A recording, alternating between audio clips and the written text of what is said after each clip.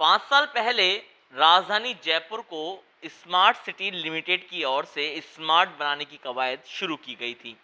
कई बड़े प्रोजेक्ट्स इस क्रम में लाए गए, लेकिन अब तक महज 30 से 33% फंड का इस्तेमाल करते हुए प्रोजेक्ट्स कंप्लीट किए गए हैं और सैकड़ों ऐसे प्रोजेक्ट हैं जो पाइपलाइन में हैं। हमारे साथ मौजूद हैं स्मार्ट सिटी लिमिटेड के सीईओ अवधेश मीणा, उनसे बात करते हैं। सर, ईटीवी भारत में आपका स्वागत है। अभी हाल ही में रैंक जारी हुई जिसमें जयपुर को 36वां स्थान मिला है। जयपुर जबकि राजधानी है, उसको अपनी तरफ से एक अग्रणी रहना चाहिए था, लेकिन सबसे डल है। क्या कहना चाहेंगे? जी, अभी जो रैंकिंग्स जारी हुई है इसमें ओवरऑल राजस्थान पूरे इंडिया में नंबर 2 है और ओवरऑल 100 सिटीज़ में जयपुर ने 36वां स्थान प्राप्त किया है। और जयपुर के प्रोजेक्ट्स में स्पीड एक्चुअली पिछले 1 डेढ़ साल से ही आ पाई है और धीरे धीरे स्पीड इसकी काम की अब बढ़ रही है। थोड़ा बीच में कोविड से डिसरप्शन हुआ था और आई थिंक कि 1 डेढ़ साल में हम लगभग लगभग सारे प्रोजेक्ट्स कंप्लीट कर लेंगे और स्मार्ट सिटी का काम कंप्लीट कर देंगे।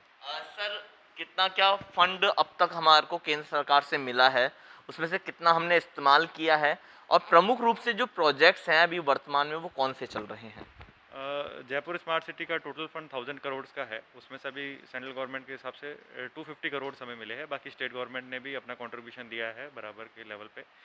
सेंट्रल गवर्नमेंट का हम कंट्रीब्यूशन यूज़ कर चुके हैं। स्टेट गवर्नमेंट का कंट्रीब्यूशन हमें अभी यूज़ करना बाकी है और उसमें लगभग हमारे पास 60-70 करोड़ रुपया है। बाकी भी हमारा लगभग लगभग हर मंथ में हम लोग काफ़ी बुकिंग कर रहे हैं। तो इस तरह से धीरे धीरे एक्सपेंडिचर बढ़ा रहे हैं और कार्य को फुल स्पीड से कर रहे हैं। अब जो प्रोजेक्ट्स की बात करें तो मोस्टली जो स्मार्ट सिटी में कार्य हुआ है वो हेरिटेज जो परकोटा क्षेत्र है इसके अंदर हुआ है। इसमें जो हेरिटेज लुक से संबंधित जो कार्य है मोस्टली, जिसमें वरंडाज है, उनका जो रंग है कि आप पिंक सिटी के नाम से जाना जाता है, तो उसको मेंटेन करना, उसमें लाइट्स वगैरह लगा के। तो आज की तारीख में जो प्रॉपर जो हेरिटेज लुक का जो भी जयपुर शहर में जो कार्य हो रहे हैं वो सारे कार्य स्मार्ट सिटी द्वारा करवाए गए हैं। इसके अलावा स्मार्ट रोड्स बनवाए गए हैं जिसमें सारा बिजली पानी से लेके सारा सिस्टम अंडरग्राउंड कर दिया गया है। और इसके अलावा भी हम लोगों ने काफ़ी कार्य करवाए हैं। स्कूल्स में काफ़ी कार्य हो रहे हैं। रिनोवेशन जो पुराने राजा महाराजाओं के टाइम की स्कूल्स थी उन सभी को हमने रिनोवेट करवाया है। काफ़ी सारे यहाँ पे और जो भी अपने हेरिटेज बिल्डिंग्स है उन सबको हमने काफ़ी हद तक रिनोवेट करवाया है और एक प्रॉपर जो हेरिटेज लुक था उसको मेंटेन करने की हम लोग कोशिश कर रहे हैं। सर, स्मार्ट रोड्स बननी थी करीब 9, जिनको कम करके केवल 2 पर काम किया गया, किशनपुर और चांदपुर। लेकिन उसमें भी कई साल बीत गए हैं, लेकिन अब तक काम पूरा नहीं हो पाया है। खास करके उनको जो हाईटेक करने की बात की जा रही थी, उनमें वाईफाई और जो सीसीटीवी कैमरे हैं इंस्टॉल करने की बात की जा रही थी, केवल वो फौरी तौर पे नज़र आ रहे हैं। जी, ऐसा तो जो आपने स्मार्ट रोड्स के बारे में कहा कि 2 स्मार्ट रोड्स हैं वो बन चुके हैं और उसके आगे बोर्ड में डिसीजन लिया गया था कि बाकी रोड्स नहीं बनाए जाएंगे।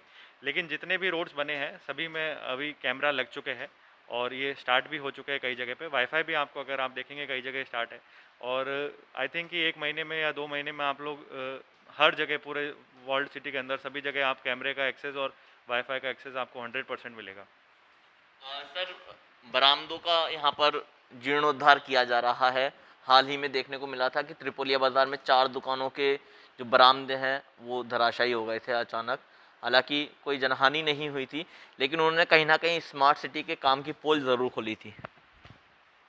जी, ये भी बात आपकी जो है कि बरामदे गिरे थे, वो बिल्कुल सही है, लेकिन ये पिलर्स जो है वो पुराने बने हुए थे, इसलिए वो बरामदे गिरे थे। एक बरामदा जिसमें गिरा था, तो इसीलिए हम लोग उसकी स्टडी कर रहे हैं और एमएनआईटी को भी हम हेल्प ले रहे हैं उसमें। और सारे जो बरामदे जो पुराने हो चुके हैं, वो नीचे से कमज़ोर हो चुके हैं, उनकी फाउंडेशन पूरी टूट चुकी है। हम सभी में रिट्रोफिटिंग करके उनको स्ट्रॉन्ग बना रहे हैं और उनकी स्टडी करके एक-एक जो पिलर है उसको स्ट्रॉन्ग बनाने के लिए हम कार्य कर रहे हैं, ताकि ये इंसिडेंट जो कभी भी हो सकते थे, वो आगे नहीं हो। और हम सभी बरामदों में सारा धड़ का काम पूरा अच्छे से कर रहे हैं। जितनी पट्टियाँ टूटी हुई है, जितने पिलर्स टूटे हुए हैं, सभी को रिपेयर कर रहे हैं। सर, कुछ अब नए प्रोजेक्ट्स ऐसे हैं जो पाइपलाइन में हैं। बीते दिनों जो बोर्ड बैठक हुई थी उसमें भी कुछ नए प्रोजेक्ट्स पर चर्चा की गई थी। किस तरह के वो प्रोजेक्ट्स हैं और कब तक उनको अमली जामा पहना दिया जाएगा? कुछ प्रोजेक्ट्स अभी जो बचे हुए हैं मोस्टली इसमें जैसे एसएमएस का है, एसएमएस हॉस्पिटल का है, गणगौरी हॉस्पिटल का है, ई लाइब्रेरीज जो हम लोग बना रहे हैं और इसके अलावा भी नर्सिंग कॉलेजेस वगैरह बना रहे हैं, स्कूल्स वगैरह भी 1-2 बन रही है, स्मार्ट क्लासेस वगैरह बन रही है। वो चीज़ें अभी प्रोजेक्ट में है। और लगभग आई थिंक कि हम इसको जो काम स्मार्ट सिटी करेगी या फिर निगम के थ्रू करवाए जाएंगे, उनको हम 1-2 महीने में टेंडर कर देंगे। और 99% कर चुके हैं, 1-2% जो काम बचा है उनका टेंडर करना है 1 महीने में। इसके अलावा जो बड़े काम है जो जेडी के द्वारा करवाए जाएंगे, वो जेडी के द्वारा डिसीजन किया जाएगा और उनको भी शीघ्र ही करवाएंगे। सर, सेंटर की ओर से एक फंड जो मिलना था वो इस वजह से भी अटका हुआ है क्योंकि हम जो पुराना फंड है उसी को ही अब तक खर्च नहीं कर पाए हैं। स्मार्ट सिटी में फ़ंड रिलीज़ का एक मैकेनिज़्म है कि हर साल उनको 100 करोड़ रुपए फ़ंड देना था। तो 2 साल का उन्होंने 200 करोड़ दिया, इस साल का उन्होंने 50 करोड़ रुपए दे दिया है।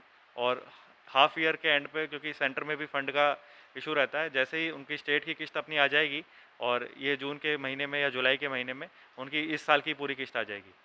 तो एक लक्ष्य निर्धारित किया गया है 2022 में संभव है कि स्मार्ट सिटी के तमाम प्रोजेक्ट्स पूरे हो जाएं और जयपुर जिसको कहा जाता है कि स्मार्ट होता जा रहा है वो वाकई में स्मार्ट नज़र भी आने लगेगा। जयपुर से अंकुर जाखड़, ईटीवी भारत।